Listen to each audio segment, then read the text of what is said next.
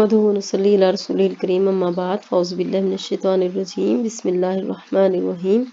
رب اشرح لي صدري ويسر لي امري واحلل عقدة من لساني يفقهوا قولي آمین۔ ہمارا آج کا ٹاپک سورۃ الحجرات کی آیات 1 سے 18 تک کی ہم نے تلاوت، ترجمہ اور اس کے احکامات دیکھنے ہیں کہ بیسیکلی اس میں ہمارے لیے کیا احکامات ہیں۔ ہم نے ایمان والوں کی شرائط پچھلی بھی کلاس میں دیکھا تھا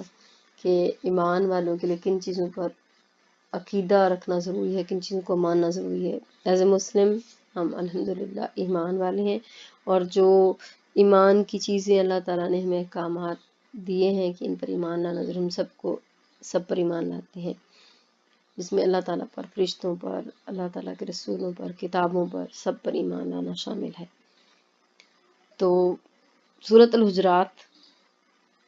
کا شان نزول یہ ہے کہ حجرہ بیسیکلی کمرے کو کہتے ہیں، اور حجرات اس کی جمع ہوتی ہے، یعنی زیادہ کمرے۔ نبی اسلام کا جو گھر تھا وہ مسجد نبی کے پاس چھوٹے چھوٹے کمرے بنے ہوئے تھے جن میں ان کی ازواج مطہرات رہتی تھی۔ تو مدینہ کی جو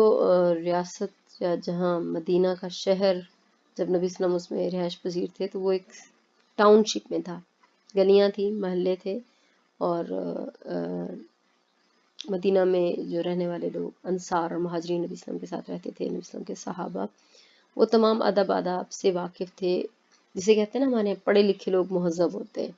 اگر وہ واقعی اپنی تعلیم پر عمل کر رہے ہوں، اچھی تعلیم پر۔ تو ایک مہذب معاشرہ تھا، لیکن کیونکہ مدینہ کے آس پاس دیہات بھی تھے، اور دیہات سے آنے والے لوگ ان ادب آداب سے واقف نہیں ہوتے جو کہ شہروں میں ہمارے عموماً پائے جاتے ہیں۔ تو وہ دیہات سے کچھ لوگ آئے، انہوں نے نبی اسلام کے کمروں کے باہر کھڑے کے زور سے آواز لگی، یا محمد اخرج علینا، محمد ہم پر نکلو اور ہماری بات سنو۔ تو اس چیز کو اللہ تعالیٰ نے آسمان دنیا پہ برا محسوس کیا کہ میرے نبی کو جو ہے وہ اس انداز میں بلایا جائے، تو اس لیے صورت نازل اور اس میں کچھ احکامات بتائے گئے کہ کس طرح اللہ اور اس کے رسول کا احترام کرنا چاہیے۔ پہلی آیت میں ہم دیکھتے ہیں اعوذ باللہ من الشیطان الرجیم بسم اللہ الرحمن الرحیم یا ایھا الذین آمنوا لا تقدموا بین یدی اللہ ورسولہ واتقوا اللہ ان اللہ سمیع علیم۔ اے لوگو جو ایمان لائے ہو، تم اللہ اور اس کے رسول سے آگے نہ بڑھو، اور تم اللہ سے ڈرو، بلا شبہ اللہ تعالیٰ خوب سننے والا ہے، خوب جاننے والا ہے۔ تو بیسیکلی اس آیت میں اللہ تعالیٰ نے ایمان والوں کو دو چیزوں کا حکم دیا۔ ایک یہ کہ اللہ تعالیٰ کے نبی صلی اللہ علیہ وسلم کے احکامات، اللہ اور نبی صلی اللہ علیہ وسلم کے جو احکامات ہیں ان سے آگے نہ بڑھو۔ ایک تو فزیکل طور پہ آگے چلنا، اور ایک تھا کہ ان کے حکم کا جہاں پتہ چلے نا تو پھر اپنی رائے، اپنی حکم، اپنی بات کو پس سے پشت ڈال دینا چاہیے۔ یعنی جب کسی معاملے میں ہم کہتے ہیں نا ہمارا یہ پوائنٹ آف ویو ہے، ہماری یہ رائے ہے، لیکن جب اس کے مقابلے میں اللہ تعالیٰ کا حکم پتہ چل جائے، نبی اسلام کی بات پتہ چل جائے، تو پھر ہمیں اپنی جو ہے رائے اس کو چھوڑ دینا چاہیے۔ ہمارے جتنے بھی چاروں بہت امام جو ہمارے بڑے گزرے ہیں، امام ابو حنیفہ کے بارے میں ایک قول آتا ہے، باقی بھی اماموں کی یہی رائے ہے کہ جہاں میری بات کے مقابلے میں تمہیں صحیح حدیث مل جائے، قرآن کا کوئی حکم پتہ چل جائے، تو وہاں میری بات کو دیوار پر دے مارو، یعنی پھر وہاں اس وقت میری اتباع لازمی نہیں ہے، کیونکہ اللہ کا حکم سب سے پہلے، پھر نبی صلی اللہ علیہ وسلم کا، اس کے بعد کسی بھی اسکالر یا عالم یا امام کا قول ہے۔ اس کے بعد دوسری چیز اس آیت میں تقوی کو اختیار کرنے کا حکم دیا ہے۔ تقوی کا مطلب ہوتا ہے اللہ تعالیٰ کے خوف سے احتیاط کر کے گناہوں سے بچنا۔ تقوی کی ایک ڈیفینیشن آپ لوگوں نے سنی ہوگی، ایک صحابی سے پوچھا گیا تقوی کسے کہتے ہیں، تو انہوں نے کہا کہ آپ کبھی کانٹوں والے راستے سے چلے ہیں؟ کیسے چلتے ہیں؟ تو بتایا گیا کہ ہم اپنا دامن بچا کے چلتے ہیں کہ کوئی کانٹا نہ لگ جائے، جھاڑیوں والی جگہ سے ہم اپنے کپڑے سمیٹ کر چلتے ہیں۔ تو کہا زندگی میں اسی طرح جو ہے وہ گناہوں سے بچ کر چلنا کہ گناہ جو ہے آپ کے دامن پر نہ لگے، تو یہ تقوی ہے۔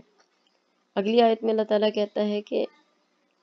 اے ایمان والو اپنی آوازیں نبی صلی اللہ علیہ وسلم کی آواز سے بلند نہ کرو، اور جیسے تم آپس میں گفتگو کرتے ہو اونچی آواز میں اس طرح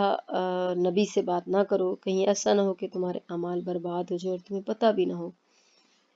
تو اصل میں یہاں ایک تو نبی صلی اللہ علیہ وسلم کی مجلس کے آداب بتائے گئے کہ نبی صلی اللہ علیہ وسلم کے سامنے دھیمے لہجے میں آرام سے بات کریں، یعنی مخاطب ہوتے ہوئے بے ادبی نہ ہو، اچھے الفاظ کا انتخاب ہو۔ جیسے ہم دیکھتے ہیں کہ اکثر صحابہ نبی صلی اللہ علیہ وسلم سے بات کرتے کیا کہتے ہیں؟ فدا کا بی و امی، کہ اے نبی صلی اللہ علیہ وسلم آپ پر میرے والدین بھی فدا ہوں، وہ بھی قربان ہو جائیں۔ اتنا احترام، اور یہ کہ آج کے دور میں نبی صلی اللہ علیہ وسلم موجود میں نہیں، لیکن جب ان کی حدیث سنائی جا رہی ہو، جیسے قرآن میں آتا ہے نا کہ جب قرآن پڑھا جائے تو خاموش رہو، تو نبی صلی اللہ علیہ وسلم کے بارے میں آتا ہے کہ وہ اپنی خواہش نفس سے نہیں بولتے، وہ جو کلام کرتے تھے بولتے تھے وہ اللہ کا حکم تھا، تو وہ بھی اللہ کے حکم کی ایک آتا ہے کہ حدیث جہاں ہو تو وہاں ادب سے سنا جائے اس کو، یہ نبی صلی اللہ علیہ وسلم کی حدیث سننے کا ادب ہے۔ اور اس کے بعد کہ جو لوگ ایسا احترام جیسے آپس میں بولتے ہیں ان کو منع کیا گیا، ایک دوسرے سے جیسے بولتے ہیں تو نبی سے ایسے بات نہ کرو جیسے تم آپس میں ایک دوسرے سے بات کرتے ہو۔ پھر جو نبی صلی اللہ علیہ وسلم کا احترام، یعنی کوئی نبی کی بات ہو رہی ہے، ان کے حدیث سنائی جا رہی ہے تو آپس کی گفتگو میں لگے رہتے ہیں، تو ان کو کہا گیا کہ ایسے لوگ کے نیک اعمال بھی ضائع ہو جائیں گے۔ یعنی کہیں قرآن اور حدیث کی بات ہو رہی ہے اور آپ اس میں اپنی گپیں مار رہے ہیں، اب جیسے یہ لیکچر سن رہے ہیں اور توجہ اس طرف نہیں ہے، تو پھر کیا کہا گیا کہ ان کے اعمال ضائع ہو جائیں گے۔ اس کے بعد اگلی آیت میں آتا ہے کہ وہ لوگ جو اپنی آوازیں نبی صلی اللہ علیہ وسلم کے سامنے دھیمی رکھتے ہیں، اللہ تعالیٰ اللہ تعالیٰ ان کو آزما کر خالص کر دیا ہے، ان کے دلوں کو تقوی کے لیے، ان کے لیے مغفرت ہے اور بہت بڑا اجر ہے۔ یہ لوگ اس وقت اسپیشلی صحابہ کرام کے بارے میں آتا ہے کہ حضرت بکر صدیق نے جب یہ آیت سنی تو پھر وہ بالکل بغیر ضرورت کے بولا ہی نہیں کرتے تھے۔ حضرت عمر کی آواز اونچی تھی تو وہ بہت آہستہ آواز میں بات کرتے تھے تاکہ بے ادبی نہ ہو، اور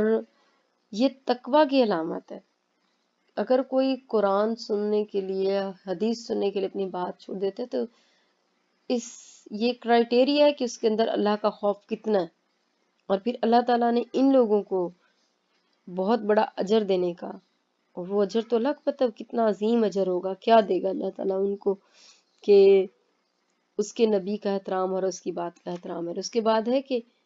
ان الذین ینادونک من وراء الحجرات اکثرهم لا یعقلون، بے شک جو لوگ آپ کو حجروں سے باہر پکارتے ہیں ان میں عقل نہیں۔ وہی بات وہ جو میں نے بتائی تھی، ان کے جو کچھ عرب کے دیہات سے لوگ آئے تھے اور وہ آ کے اونچی آواز میں نبی صلی اللہ علیہ وسلم کو بلانے لگے، تو ان کے بارے میں کہا گیا کہ ان کو عقل نہیں ہے کہ جو آپ کو اس طرح بلاتے ہیں۔ وَلَوْ أَنَّهُمْ صَبَرُوا، اگر وہ صبر کرتے یہاں تک کہ آپ ان کے پاس نکل آتے تو ان کے لیے بہتر ہوتا، اور اللہ تعالیٰ تو بخشنے والا ہے، مہربان ہے۔ یعنی انتظار، اور ہم ہسٹری میں بھی دیکھتے ہیں کہ صحابہ بھی ایک دوسرے سے اگر کوئی مسئلہ پوچھنے جاتے تھے تو وہ انتظار کرتے تھے باہر کہ دوسرے صحابی آئیں تو میں ان سے کوئی مسئلہ پوچھوں۔ یہ نہیں کہ کسی کو ایک فیملی لائف ٹائم ہوتا ہے اس کا، کہ بھی اس بندے نے یہ ٹائم اپنی فیملی کے ساتھ گزارنا ہے تو باہر سے بار بار جا کے اس کو بلانا اور وہ کرنا، چاہے وہ علم سیکھنے کے لیے تھا۔ اس کے بعد نیکسٹ والی آیت بہت اہم آیت، اس میں ہماری زندگیوں میں جتنے بھی معاملات ہیں بہت زبردست ایک آیت کہ یا ایھا الذین آمنوا ان جاءکم فاسق، اے ایمان والو اگر تمہارے پاس کوئی شخص خبر لے کر آئے تو تحقیق کر لیا کرو، کہیں تم کسی کو نادانی میں کسی کو تکلیف نہ پہنچاؤ، پھر تم اس پر پریشان، اس پر نادم ہوتے پھرو، اور جان لو کہ تمہارے دل میں اللہ اور اس کا رسول ہے، اگر وہ بہت سے معاملات میں تمہاری پیروی کریں تو تم یقیناً مشقت میں پڑ جاؤ، لیکن اللہ نے محبوب بنا دیا تمہاری طرف ایمان کو، اسے تمہارے دلوں میں پسندیدہ کر دیا، اور تمہارے لیے کفر، گناہ اور نافرمانی کو ناپسندیدہ کیا، تو یہی لوگ ہیں جو ہدایت پانے والے ہیں اور اللہ تعالیٰ کا فضل ہے ان پر، اور اللہ کی نعمت، اور اللہ تعالیٰ خوب جاننے والا ہے، حکمت والا ہے۔ تو پہلی چیز اس میں یہ ہے کہ نبی اسلام کی زندگی میں ایک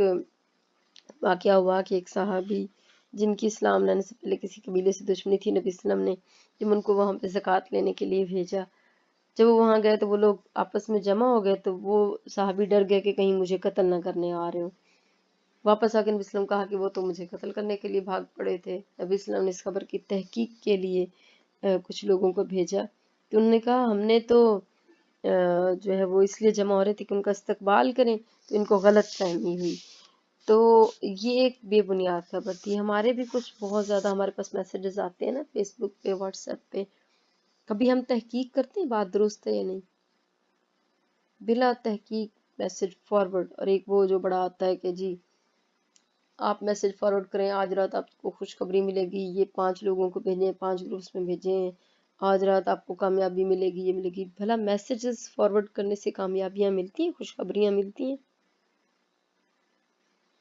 اسی لیے کوئی بھی آپ کے پاس میسیج آتا ہے کسی بھی چیز کے بارے میں آتا ہے، فار ایگزامپل کرونا وائرس کے حوالے سے، بلا تحقیق میسیجز پہ میسیجز کیے جاتے ہیں، اور کسی چیز کے بارے میں کوئی انفارمیشن آگے، جیسے اسکول کا ری اوپننگ ہے یا ری کلوزنگ تھا، اس کے بارے میں بلا تحقیق میسیج پہ میسیج فارورڈ کیے جا رہے ہوتے ہیں لوگ۔ کہ آپ کو جس بات سے کوئی کنسرن نہیں، جس بات سے کوئی آپ کو پتہ ہی نہیں ہے کہ یہ درست ہے نہیں، تو بلا تحقیق اس طرح کے میسیجز جو ہیں وہ فس کریٹ کرتے ہیں۔ اسی لیے کوئی بھی خبر ملے اس میں پہلے عمل کرنے سے پہلے احتیاط کریں، تحقیق کریں، اس سے معاشرے میں امن ہوتا ہے، ورنہ کچھ جو ہے وہ خرابیاں ہو سکتی ہیں۔ اس کے بعد یہ کہا گیا کہ نبی صلی اللہ علیہ وسلم ظاہر انسان تھے اور صحابہ ساتھ رہتے تھے، وہ بھی انسان تھے، بہت سی باتوں پہ مشورہ ہوتا تھا۔ نبی صلی اللہ علیہ وسلم بہت بہترین مشورہ لینے والے تھے۔ مشورہ ہر انسان کو اپنی زندگی میں لینا چاہیے، لیکن فیصلہ جو ہے وہ حالات واقعات کو دیکھ کر پھر اس کے مطابق کریں۔ یہ نہیں کہ کسی نے مشورہ دے دیا تو آپ اٹھ کے اسی پہ چل پڑے۔ آپ اپنا دیکھیں، آپ اپنے جسے کہتے ہیں نا سہولت دیکھیں، اور دیکھیں کہ آپ کو اس کا کیا بینیفٹ ہے، کیا اس کا نقصان ہو سکتا ہے، فائدہ ہو سکتا ہے، اس کو مد نظر رکھ کر۔ تو نبی صلی اللہ علیہ وسلم کو بہت سے لوگ مشورہ دیتے تھے اور کچھ لوگ نہیں مانتے تھے، تو پھر کچھ لوگوں کا مشورہ نہیں مانا جاتا تھا تو وہ دل میں برا فیل کرتے تھے کہ نبی صلی اللہ علیہ وسلم نے ہمارا مشورہ نہیں مانا۔ تو ان کو کہا گیا کہ اگر وہ بہت سی باتوں میں آپ کا کہنا مان لیں تو آپ لوگ مشکل میں پڑ سکتے ہو، اسی لیے ان چیزوں سے بچنے کو کہا گیا۔ پھر اس کے بعد نبی صلی اللہ علیہ وسلم کی اطاعت کو کامیابی کا ذریعہ بتایا گیا۔ جیسے اگر ہم بیمار ہوں تو ڈاکٹر میں صحیح سجیسٹ کر سکتا ہے، ہم نہیں سجیسٹ کر سکتے۔ اسی طرح پھر اللہ تعالیٰ نے کہا کہ جو ایمان والے ہوتے ہیں نا،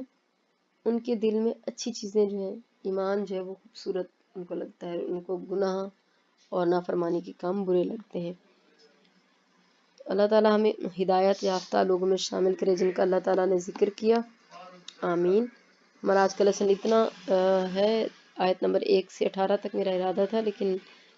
مجھے لگ رہا ہے کہ اتنا ہی کافی ہوگا کہ آیت نمبر 1 سے لے کر 8 تک آپ کر لیں، تاکہ ہم نیکسٹ لیسن میں جو ہے نا مزید اس کو کر سکیں۔ چلیں جی، آپ کی اسائنمنٹ یہ ہوگی کہ آپ نے ان 1 سے لے کر 8 تک آیات لکھنی ہے، ان کا ترجمہ آیات کا ترجمہ لکھنا ہے نمبر 1 2 3 کر کے، اور ساتھ ہی جو ہے آپ نے اس کے بعد الگ سے 5 اصول لکھنے اپنے لیے کہ ان آیات کی روشنی میں ہمیں کیا کرنا چاہیے۔ فار ایگزامپل میں اگر یہ کہوں کہ میں نے جب پہلی آیت پڑھی تو پھر میرا یہ اصول میں نے اپنے لیے بنانا ہے کہ جب بھی قرآن کہیں پڑھا جا رہا ہو یا حدیث یا نبی صلی اللہ علیہ وسلم کی کوئی بات ہو رہی ہو تو میں نے اس کو احترام سے سننا ہے، وہاں اپنی رائے کو احترام نہیں زیادہ مقدم نہیں رکھنا بلکہ اللہ تعالیٰ اور اس کے رسول کی رائے کا احترام کرنا ہے۔ اسی طرح پھر دوسری آیت میں کہ جہاں حدیث اور قرآن کی بات ہو رہی تو اپنی آواز اونچی نہیں کرنی، اپنی باتوں میں نہیں لگنا، ٹھیک ہے۔ پھر اسی طرح تیسری آیت میں، چوتھی، پانچویں، ٹوٹل ہم نے 8 آیت کی ہیں آج۔ آگے ہم انشاءاللہ نیکسٹ کلاس میں کریں گے۔ آج کے لیے اتنا ہی۔ اللہ حافظ، السلام علیکم ورحمۃ اللہ۔